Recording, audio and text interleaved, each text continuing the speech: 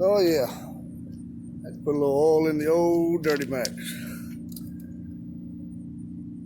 Supposed to run this thing about 7,500 miles. I'm doing about 10 to 12,000. So we're running the good stuff. Nothing but Mobil 1 full synthetic. Gotta have a fat funnel because this thing is way back here where you put the oil. And it's probably a good thing I did this video because I was fixing to forget to put the cap on. That wouldn't have been good. But yeah, way back here, back at the inches. No way a short fat boy like me is gonna reach it. See, got me a little ladder. This is how I do things. Fat funnel, little ladder. Number 1 oil, good oil. But yeah, the old Duramax, 68,000 miles, not a single issue yet. I love my Chevrolet. Might all change one day. Right now, I still love it. Gonna sit this back in here. Yeah, got me a set of golf clubs stashed in there. Y'all see that? Man's gotta have his toys, right? Let me show y'all this awesome load I got. Voila. That is a heavy load. Every bit of 500 pounds. Look. Nothing. Couldn't find anything to go with it. Good thing is, this paid $2.40 a mile to come all the way from Wisconsin to Louisiana. That's right. $2.40 a mile. They must need it bad, is all I can say. They're going to get it first thing in the morning. So, I'm loving it. Because I just drove from Wisconsin all the way to Louisiana, pretty much empty. And got paid. So, I'm about to bust my tail out here on these rocks. Anyway, check these straps. I got it kind of ridiculous looking, but it slipped off one time. I wasn't going to have it happen again. So I crossed them, threw me a bungee cord over them just to keep them from doing that. Got my straps hooked up. Not doing too bad this week. Hey guys, it's your boy Outlaw again. Just got through with the whole oil thing, as y'all seen. Usually have to add it one time. When it hits the regular oil change time, about 7,500, 8,000, usually have to add about a half a quart maybe. And then it's good till 10 or 12 when I change it. And it's whenever I get home next, I'll change it. So. The rates are still kind of low. For the most part, I looked today, the fuel surcharge was running 31, 32 cents a mile. I looked today at the load I booked, and it was down to 19 cents a mile. So there's 12, 13 cents a mile right there you're losing just on the fuel surcharge. So like I said before in my other video, a $2 a mile load is now $1.88 a mile load. So a lot of the loss in the per mile rate is in your fuel surcharge. I don't know about the DAT board and the truck stop audit boards. I don't deal with that because I'm with Landstar. And I got that one board I get on. I don't know what they're paying on fuel surcharge on them, or if there even is a fuel surcharge. It might just be a set price. I'm not sure. I'm sure Toe Piglet or South Georgia Hotshot could tell you more about that. But South Georgia Hotshot, what's the deal, man? You talking about parking your truck? Come on. Don't park your truck. Stay out here and fight it out. It's a fight, man. You got to go to the end. You got to win. Nah, I'm just kidding with you, man. That's what you want to do. Do what you got to do, man. You got to go where you got to go. You know, this truck is good for a little while. Sometimes it gets old. Sometimes it's great. Sometimes it's terrible. You know, I feel what you're saying, but might be time to quit, but I'm not ready yet. I'm enjoying it. So I'm going to stick it out a little bit longer. Doing pretty good this week. I had to wait around on a load. I was actually in Indianapolis, waited around, delivered a load early in the morning, thought it would be no problem. I'm in Indiana, no problem. I'll find a load. Couldn't find it all day.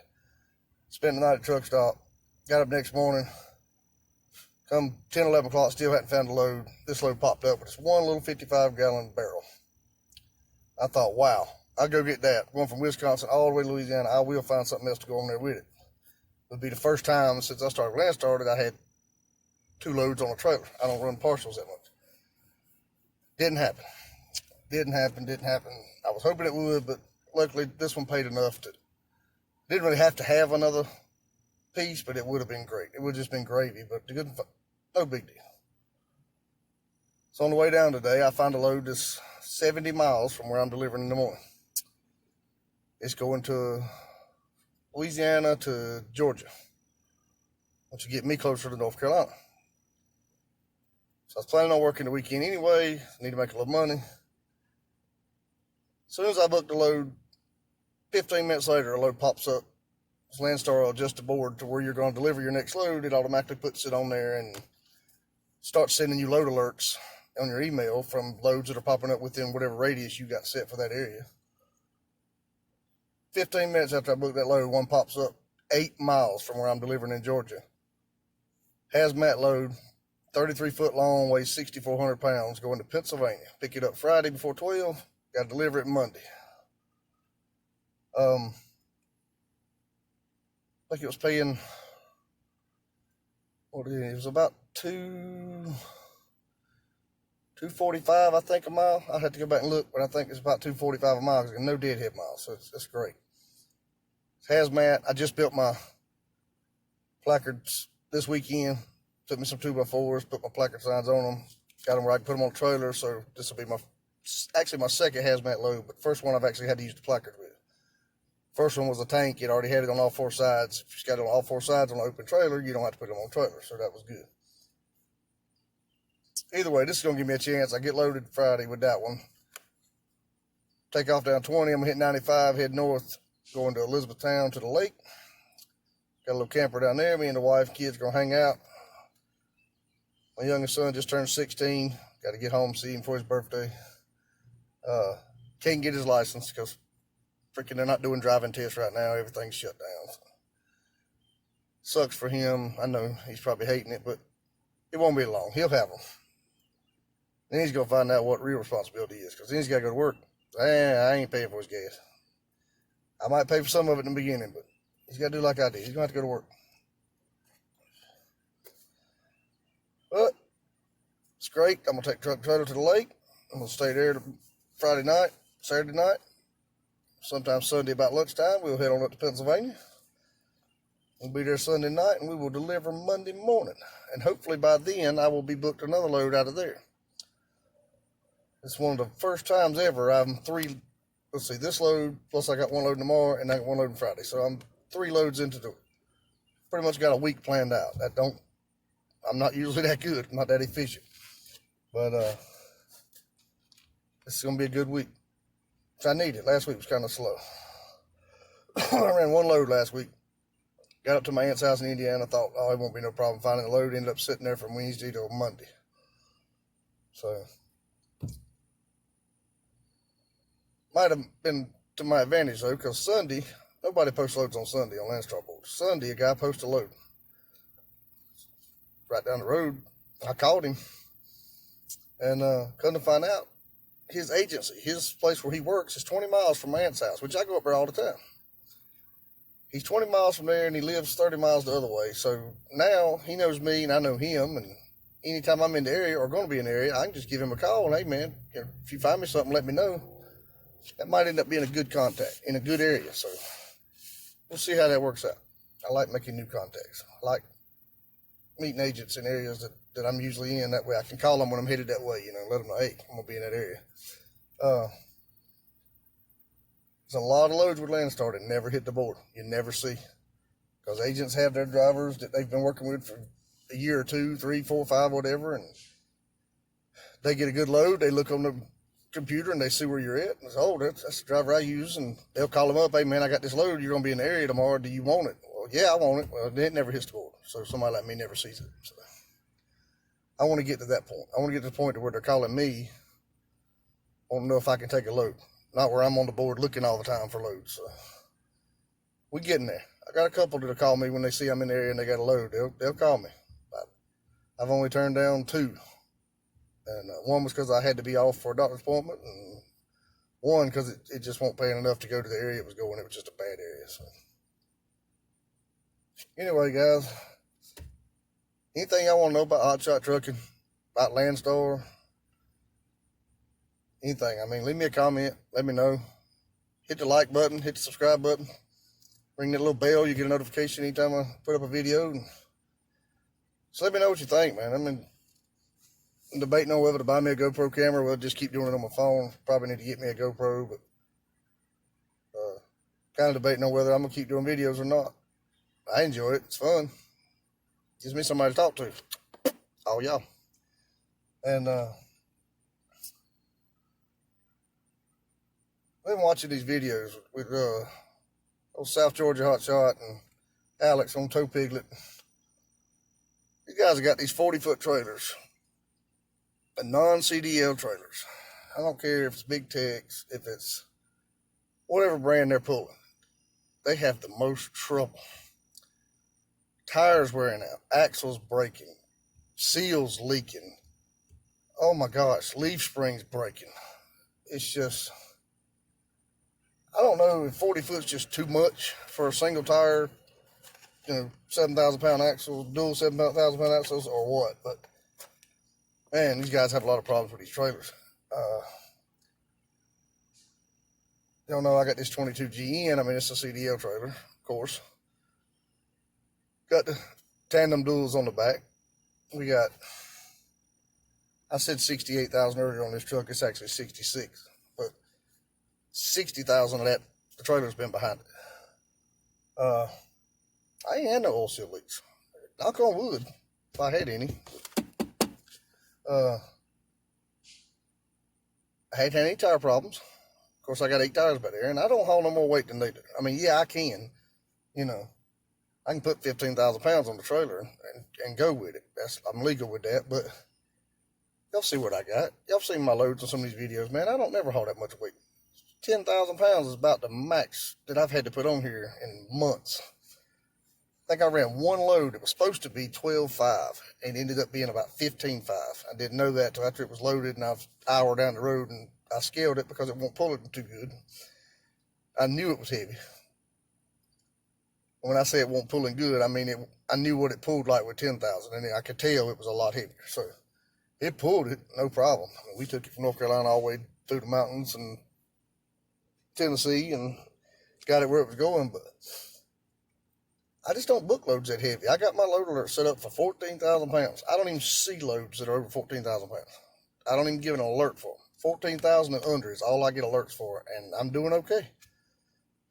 So just because you get a CDL trailer and you got your CDLs don't mean you got to pull the heaviest freaking weight you can find out. You're just going to wear out your truck and trailer. But those guys have got the non-CDLs.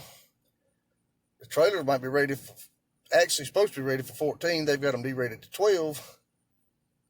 But they just ain't handling it. Apparently they can't. They're not holding up. They're talking about how cheap Big Tex is. I got a Big Tex. I'm going to tell you what, this thing's built right. I don't have a problem with mine. But it's a heavy-duty trailer. It's not no 40-foot with little single tires back there on dual axles that, need to be on a lawn and garden trailer.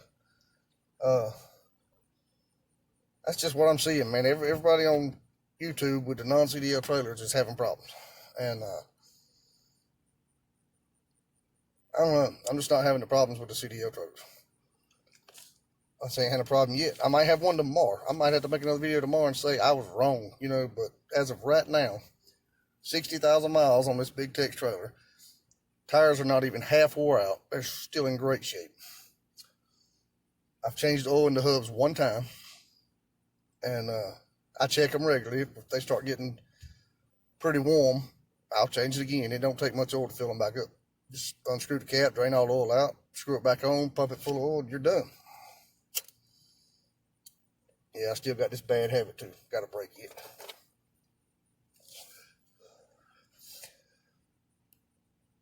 Yeah, I know you got to have a CDL to pull this trailer. And telling you guys, if you're going to go out on your own, you're going to get your own MC numbers, DOT numbers. That's fine and dandy. Get your CDLs. They're not that expensive. They're not that hard to get. Find somebody with a big truck that you can go take the test on. I need to check with the DMV because I'm just wondering if you could take the CDL test with a dually like this in that trailer. I don't think you can because it don't have air brakes. That'd probably be the killer right there, the air brakes. Yeah, that would stop it. I don't know.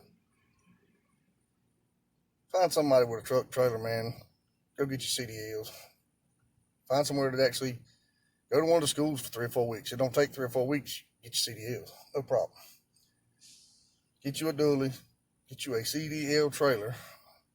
Like this one's rated for 23.9. The trailer weighs 8, so basically you're rated for around 15,500, 16,000 you can put on the trailer. So you could get a bigger one. They make one that's I think this one's a 22. I think they make one that's a 25. This one's got 10,000 pound axles. I think that one's got 12,000 pound axles. Plus it's got a 2-speed landing gear where this one's got a 1-speed. Air ride, I don't know if air ride on the trailer would do any better. I think air ride on the truck would make a big difference. I'm going to put air ride on this truck. I've already got the air hitch, the shocker hitch. It helps a lot with the back and forth, but I want to stop the up and down, so I don't think air ride on the trailer. There are some loads out there you can't get without air ride, so that might be an option. But when I was looking, the difference in this trailer and maybe say one with air ride was anywhere from, this one was 12.5, and I was finding trailers with air ride that were 19 and 20. So it's $7,000-8,000 difference. For what I've looked into is about a $3,000 to $4,000 upgrade, but the trailers were $7,000-8,000 more for the factory. So who knows? I'm not gonna put air ride on this trailer. I'm gonna put it on the truck. I don't know. It just seems like the CDL trailers are built a lot better. So them boys are having a lot of problems with their trailers. If I had as many problems on the road as they have, I'm not as patient. I'd be done. I'd be done. I would have been found something else to do. Ain't no way that this fat boy gonna be changing tires every day, twice a week, fixing axles, putting new bolts on the side of the road, having to go buy new. No. That ain't me, man. If my equipment can't hold up no better than that, I go buy some better equipment. If you can't find no better equipment, get your CDLs, get you a better trailer. Stupid fire safety cigarettes. If you don't smoke them, they go out. Anyway, guys, that's all for this video, man. I know I'm just rambling. I ain't got nothing else to do. I'm sitting here bored to death. Can't deliver today. It's still daylight. I get out and walk a little bit. Woo, that's right. Might get out and walk this fat butt a little bit. Always use some exercise. Anyway, y'all hit the like button down there. Subscribe. Hit the little bell. Let me know what you think about this video. Leave me a comment. Thanks a lot. Y'all have a nice day.